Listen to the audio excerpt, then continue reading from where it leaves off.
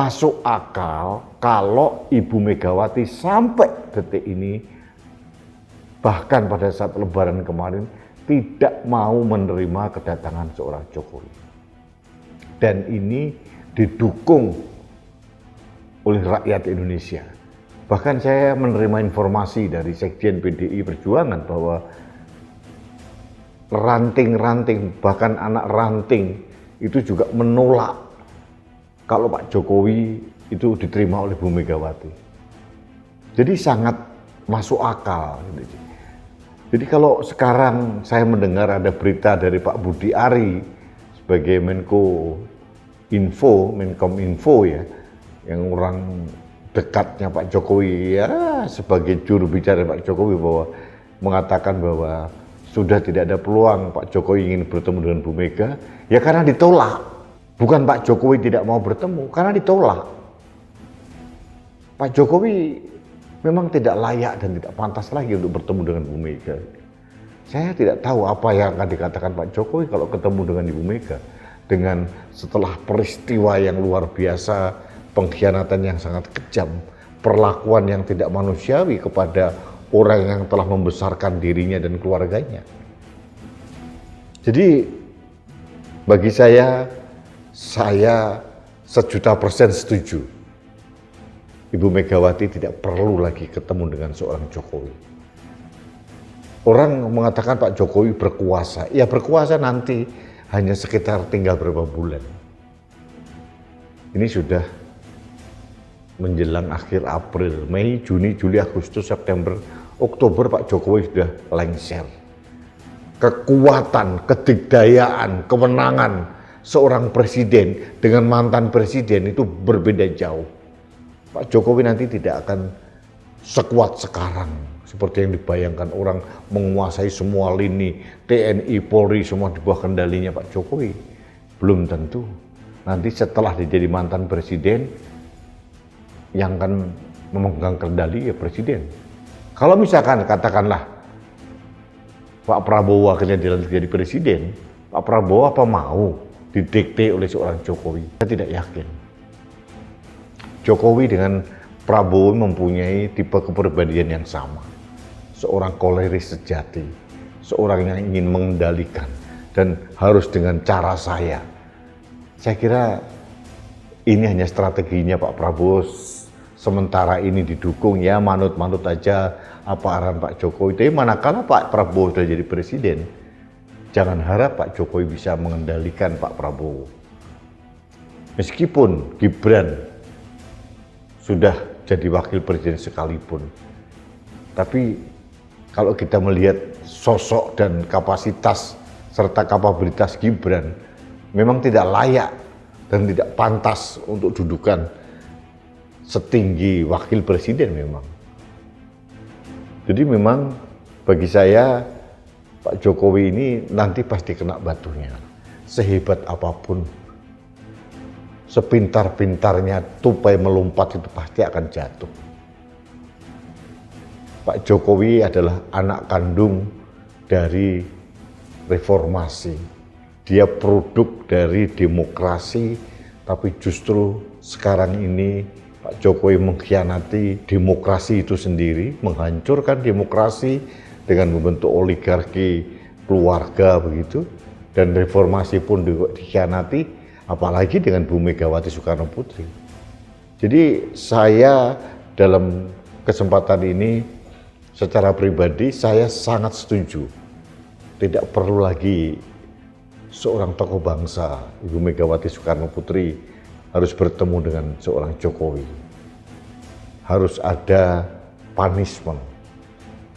Kalau Pak Jokowi sebagai orang Jawa harusnya dia mohon ampun, mohon maaf yang sebesar-besarnya karena pernah mengungkapkan dan melakukan sesuatu yang sangat-sangat menyakitkan hati seorang Megawati Soekarno Putri dan PDI Perjuangan. Dan ini dilakukan. Jadi omongan palsu mendukung Ganjar, tidak akan mendukung anaknya, mencalonkan anaknya, itu hanya sekedar kamuflase yang dilakukan oleh Pak Jokowi selama ini. Dan itu sangat menyakitkan bagi rakyat Indonesia, apalagi bagi seorang Ibu Megawati Soekarno Putri, yaitu ibu yang melahirkan seorang Jokowi menjadi presiden dalam tempat yang sangat terhormat sekarang. Yang terjadi malah dikhianati, diperlakukan seperti itu. PDI Perjuangan yang melahirkan dan memberikan kemewahan kepada seluruh keluarga Jokowi pun juga dikhianati dengan berbagai manuver yang kita sudah tahu apa yang dilakukan. Jadi sangat-sangat wajar sekali lagi kalau Ibu Megawati tidak perlu lagi untuk menerima Pak Jokowi dan keluarganya dalam bentuk apapun, dalam kapasitas apapun. Saya kira ini sesuatu yang penting dan saya sebagai rakyat yang melihat bahwa pelanggaran etika itu adalah pelanggaran yang sangat serius.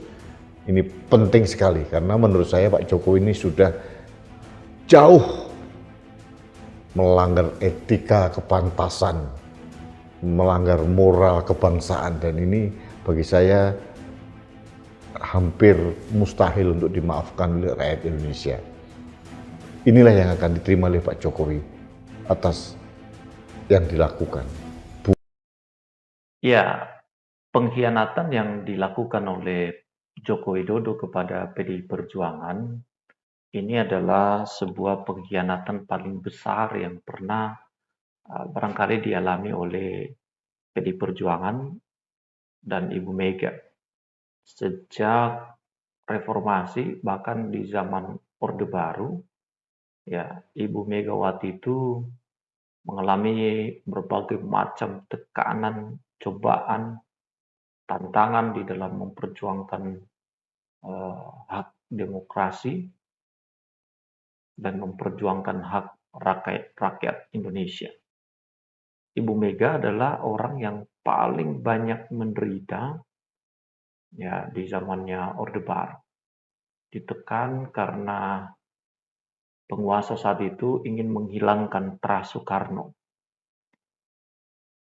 Ibu Mega adalah suatu masalah bagi Soeharto pada saat itu. Karena itu ancaman bagi dia. Ibu Mega akan disingkirkan dengan berbagai macam cara. Dan itu yang dialami. Tetapi perjuangan Ibu Mega itu luar biasa. Ya, partainya diobok-obok, tapi perjuangan yang luar biasa. Megawati Soekarno Putri bisa melewati semuanya itu dan keluar menjadi pemenang. Satu-satunya di Republik ini seorang perempuan yang pernah menjadi presiden adalah Megawati Soekarno Putri. Dan itu sejarah yang luar biasa yang pernah dimiliki oleh Indonesia. Ya. Nah, lantas sekarang mengalami sebuah tekanan di masa pemerintahan Jokowi yang sebenarnya ini adalah sebuah pengkhianatan. Kenapa? Karena Jokowi adalah kader Partai PDI Perjuangan sejak dulu dilahirkan dari PDI Perjuangan. Seluruh keluarganya juga demikian. Nah, teman-teman, kita akan lihat pernyataan dari kader Partai PDI Perjuangan, Adian Napitupulu, ya, yang merupakan orang dalam kader terhebat dari Partai PDIP. Adian sebut faktor utama pengkhianatan Jokowi karena PDIP tolak 3 periode. Jadi rupanya teman-teman ada faktor ya yang membuat Jokowi itu begitu marah, begitu brutal ya. Brutalnya apa? Dia kata-katanya kalau kita lihat dari beberapa orang penting dia ya mengatakan bahwa PDI Perjuangan akan dihancurkan, ditenggelamkan, Ganjar kalah, PSI dinaikin, ya. Itu kan sesuatu hal yang tidak masuk akal, dia lahir dari situ bahkan masih kader itu. Kemudian dia memberikan harapan palsu kepada Ganjar Pranowo. Ketika dideklarasikan dia ada di situ dan dia berikan dukungan. Kemudian juga ketika ditanya apakah anaknya maju menjadi cawapres, dia katakan tidak. Tapi rupanya semuanya itu adalah bagian dari rancangan pengkhianatannya.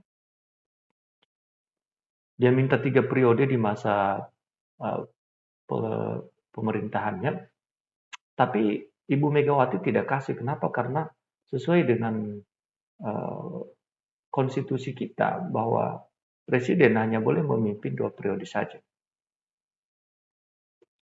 Artinya Jokowi minta konstitusi dirubah.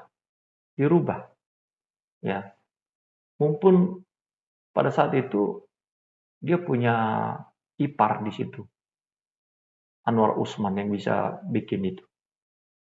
Wah, ini memang luar biasa Jokowi ya.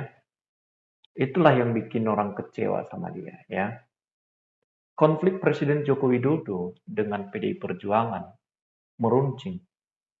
Hubungan panas keluarganya, hubungan panas keduanya semakin tergambar saat putra sulung Jokowi, Gibran Rakabuming Raka, menjadi cawapres Prabowo Subianto dan telah resmi ya bahkan menjadi pemenang versi KPU perhitungan suara yang dilakukan ya dan sekarang sedang dipersoalkan di Mahkamah Konstitusi ya yang nanti kita akan lihat hasilnya di tanggal 22 ya.